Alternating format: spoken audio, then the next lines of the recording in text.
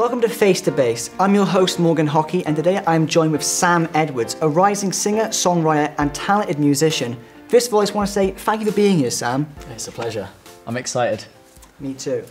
Okay, so first of all, can you just explain a little bit more about yourself and your backstory to the audience? Yeah, so I was born in Newport to my parents. They already had kids from previous relationships before, and I lived with them successfully for about 18 months. My sister was then born. I've got a younger sister called Keris, and then my mum sadly passed away from a brain hemorrhage. Oh, I'm sorry to hear that. It's all right. And then we went to live with my grandparents for a little while, who lived in the area in Cumbran, which is fairly close to Newport.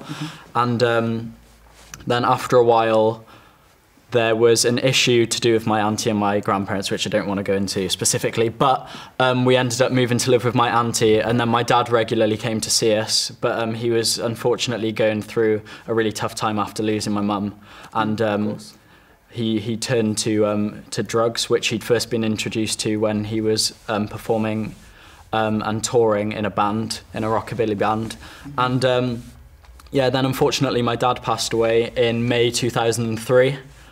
And then my relationship with me and my auntie broke down, and then on Boxing Day 2005, when I was just 6 years old, I went to live in Kent with my grandparents. And then, yeah, they brought me up. They brought me up really well. I've had a really good upbringing. It's been really nice. My nan gradually, she's got arthritis, and her disabilities gradually got worse, but it was fine because me and my granddad both cared for her. And yeah, it was really good. Unfortunately, I didn't see my siblings very much. So later on, when I was about 8 or 9, we moved back to Wales in Ammanford. And then I was able to see my siblings a bit more. And then we needed to move into a bungalow then after that, because my nan's disability got really bad. So she was bedridden. So we moved to West Wales, to a very, very small village called Cwrtnewydd. And yeah, that's where I went to primary school in year 6 and then secondary school in Lampeter. And then, yeah, now I'm here. In terms of music, I started having guitar lessons when I was about 8 or 9, I think. My grandparents got a guitar teacher to come over, teach me guitar. And then I kind of taught myself then for a little while.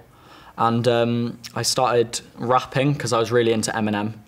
And then I started learning to sing when I was about 15, 16, I think, because I saw a performance of Ed Sheeran at the Brit Awards doing Bloodstream, and I was like, wow, like, Jesus, this is really good. So I kind of wanted to improve my singing because I was honestly terrible.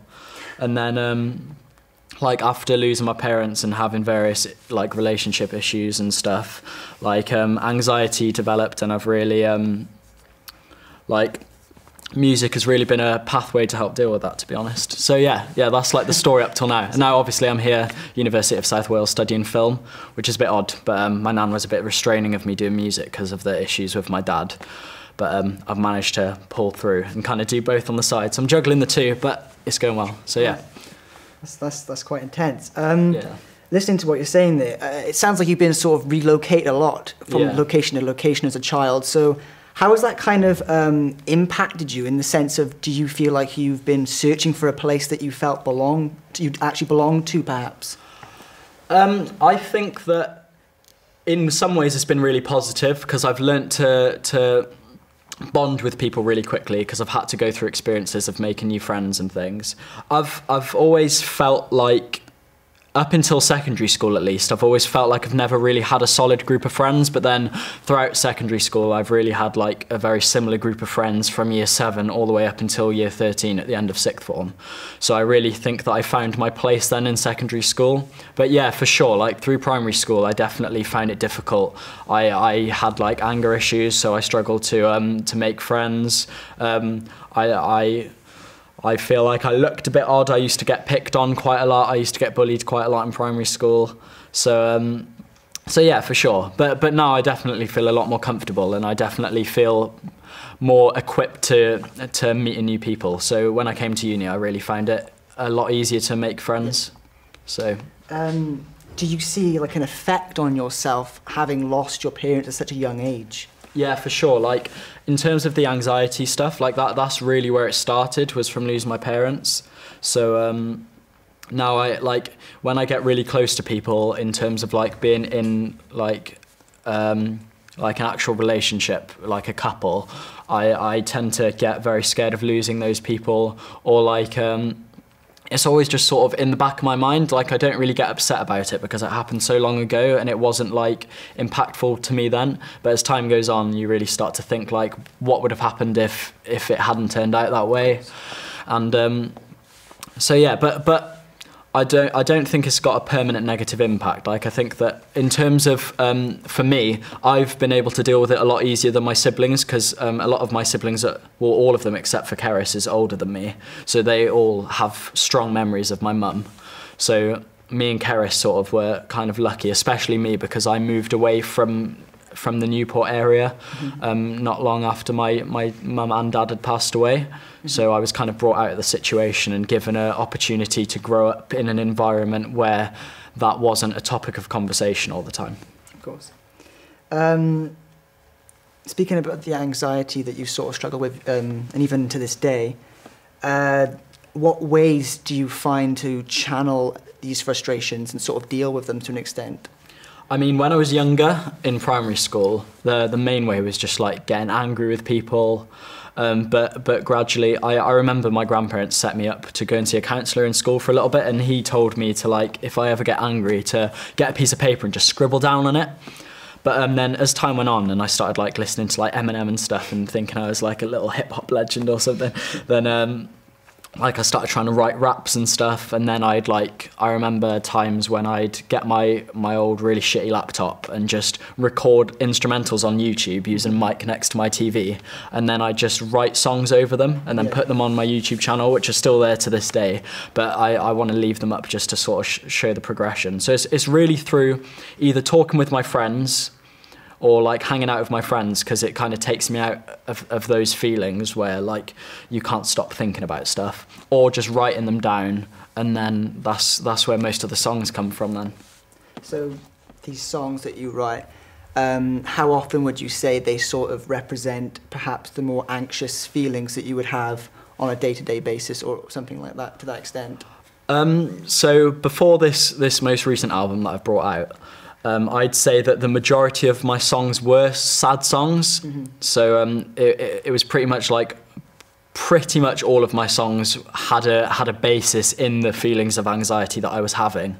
But since then, like with this new album, because I've been in a much more positive place, then a lot more of the songs are sort of just about like having fun and just like you can tell in the sound of the music, like it's a lot more upbeat, a lot more jumpy. Like I've got a song called Hammock, which is literally just a complete piss take, but it's catchy. So, and then so yeah, like the new ones are a lot more positive, I'd say. But yeah. You're very comfortable sitting here speaking about your issues. Yeah. Do you think that more men should feel comfortable talking about these issues, because there is such a large stigma surrounding it of men having to sort of toughen up and just take it on the shoulder? Yeah, I mean, I'd say that it's definitely an issue that needs to be addressed, because there obviously, as you said, there's a huge stigma around mental health issues with men, and I feel like we're starting to get to a really positive place now where more and more people are feeling comfortable talking about it. And I think that things like this and like hearing properly like large celebrities, hearing those people talk about their issues with mental health and anxiety and depression and all those sort of things, that really helps people feel more comfortable in talking about it. Because if you see someone that you look up to and they're dealing with stuff that you've dealt with, then you're like, oh shit, like this guy's dealt with it and he's dealing with it and trying to cope with it, so like, and he's happy to talk about it.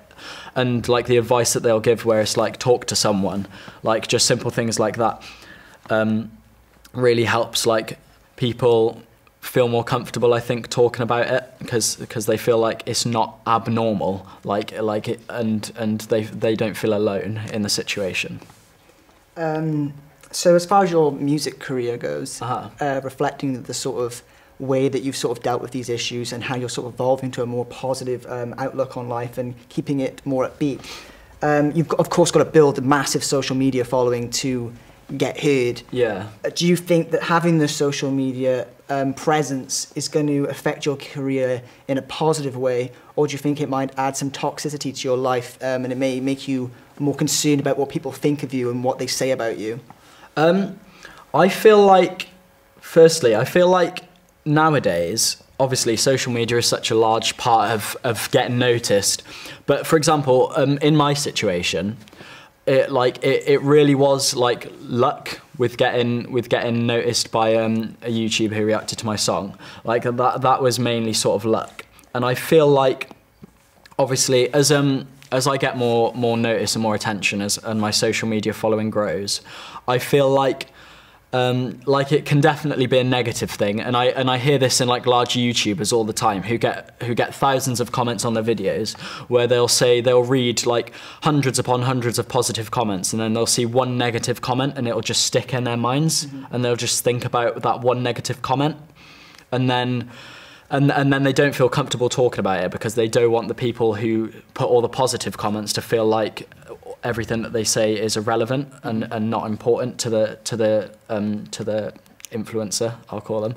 But yeah, I feel like it can definitely also be a positive thing though. Like, so long as you eventually learn to accept that some people will just give you shit for absolutely no reason, then it's a lot easier to overlook. So for example, with my YouTube channel at the moment and like my music, I've had like the odd comment of negative, but I think because I get a lot of shit from people back at home, like for example with this BBC sketch that I've put out recently, like I got a lot of stick from people back at home, but at the end of the day, like there's always going to be some people who try to bring you down and stuff. So so long as you can have a belief in what you're doing, I don't think it matters what people say to you on social media, because if you're doing bits, then you're doing bits. Like no one comment can argue that, really. With your music career being pretty premature, what can you say has been your biggest and most important moment so far in your career, despite it being so early on? I think there's two sides to this, probably. So one of the most prominent things in my mind is, it's quite a while ago now, but back in 2015, like in December 2015, I performed one of my songs. It's called Leap of Faith. It was the first song that I really put all of my emotion into. I performed it in an assembly in my secondary school, and something really prominent that happened there is, like, when I was doing the last verse where it really gets deep, like I noticed like some people in the audience crying and stuff, and that was the first time that I noticed that people can resonate with stuff that you say, even if it's so personal to you. Like, people can find their own meanings in stuff that you write, and then they can really resonate with it. So that was a big moment for me, because that was really when it opened my eyes, like, shit, I should really carry on writing stuff from my heart, because people will resonate with it and people will support you. In terms of like a large scale achievement, I suppose, like my album's on like 15,000 streams on Spotify now, which is really cool. And since the YouTuber Crypt reacted to my video, it went from, I think it was on 200 views when he watched it, and now it's on 20,000. And like I always get comments from people, and I think like finally getting some sort of notice for stuff that I've been doing since like year 7, posting songs that I've made. I think like that's probably the biggest thing, is like finally getting recognition, because I'm from West Wales, it's so difficult for people outside of that community, because it's such a tight-knit community. It's difficult to expand outside of that. So I'm just excited now for, like, I've got a gig coming up in London, and there's going to be industry people there. So it's just, hopefully, it's just onwards and upwards now. So yeah. So with all of this recent growth, including these gigs that you've managed to successfully land, what do you think the future holds for you as an artist? So at the moment I'm working on some new music, which is exciting. So I've got a song that I'm writing about just summertime and just like enjoying your time with your friends, which is another like positive thing, because I was just reflecting on past summers where I've had really really good fun with my friends and stuff. So I'm writing a new song at the moment, which will hopefully be released in the summer. And then looking forward from that, then hopefully I'd like to have a new EP out next year maybe, and then keep gigging. And then, I mean, it's difficult to say at the moment, but we'll have to see what happens at after this gig in London, because the whole scale of how things can happen now might completely change to a phenomenal level depending on how well it goes. So at the moment, obviously, it's a bit more small scale in my mind. Like, I just want to play live and write new things and keep building an audience gradually. But you never know what's going to happen. So on a final note, then, if you had any advice for future singers and songwriters or musicians, anything like that, that are looking to try and emerge into the industry, what would be your advice? Wait, is there a camera that I can look at? Which one is at me? Right, okay. So yeah, I would just say if you have things that are on your mind and you're struggling to like come up with songs to write, just start writing, and it's always going to start off bad unless you're superhuman. I don't even know, but it normally will start off bad. But you just keep writing, keep putting down how you feel, and eventually you'll improve. Because I know that it's such a classic saying, but practice obviously does make perfect. So if you just keep at it. And so long as you believe in yourself, and this is true in anything, regardless of whether it's music or any sort of career or hobby that you want to pursue, so long as you believe in what you want to do and your main goal is to achieve that, so long as you keep doing it and keep pushing at it, regardless of how long it takes to actually finally get picked up and finally get noticed, eventually you'll end up achieving what you want to achieve, because it's all about just pushing and really like striving for that goal. Inspiring words. Before the show ends, Sam's going to be doing a live performance of Leap of Faith, which is going to be coming out very soon. So Sam, take it away. There you go.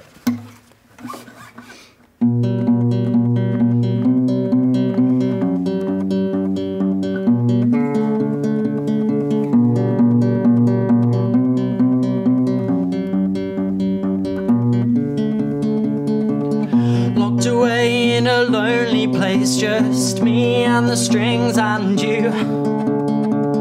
But I'd rather spend all my days in here, 'cause our time's long due. And no matter where we go, if you're there, I can always call it home. I don't care if the whole world's against it, we can take it all on our own. Fighting to be free and to find my way out. Only thing in my way is my own self-doubt. Am I good enough to achieve this dream? I'll do it all for you if you stand by me. You've wanted this all your life and you've never given up the fight. And when you've made it, oh, I believe it's a beautiful sight. Scared of heights and now you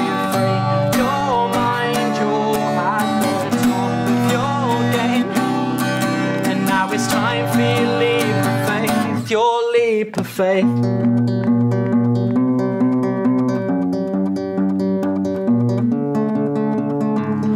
Locked away in a lonely place, if you're here I can see this through. Numbered days I can't see your face in my mind, 'cause it's stuck like glue. And no matter where I go, it seems I'll always be alone. I've been thrown right up against it, I can't take this all on my own. Fighting to be free and to find my way out. It'll keep growing my own self-doubt. Am I good enough? 'Cause I don't believe I'll do it all for you if you set me free. You've wanted this all your life and you've never given up the fight.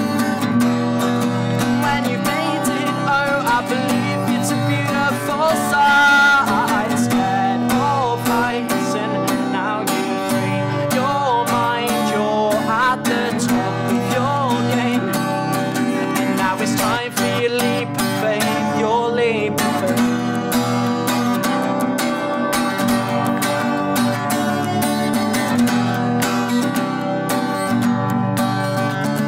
You fight and you right the wrongs that you've made, but you can't cover up the past past is yours, it makes you you. No one can disrespect the things you've been through. Mum and dad dying is shaped who I am. All I've taken from it is my siblings and Sam. As simple as a name, loss causes pain. Growing up, I've often wondered what if they were saved. Would it have been better, or would I regret the choices in my life? For the damn strife makes you strive to achieve. Oh, geez, and maybe I believe if I seem happy, maybe I will be. I'm sorry if this song makes you sad. It shouldn't, it's just fact, and I'm sorry if it's bad. This verse is the only one that's true. Two sides lost one, me and Karis lost two. We've all experienced that life can be shit. I never see you and it hurts no here around here. I've got mum's eyes, dad's musical drive. May 2003 is when he died. When it comes to mum, 31st of July 2001. I'm done, goodbye.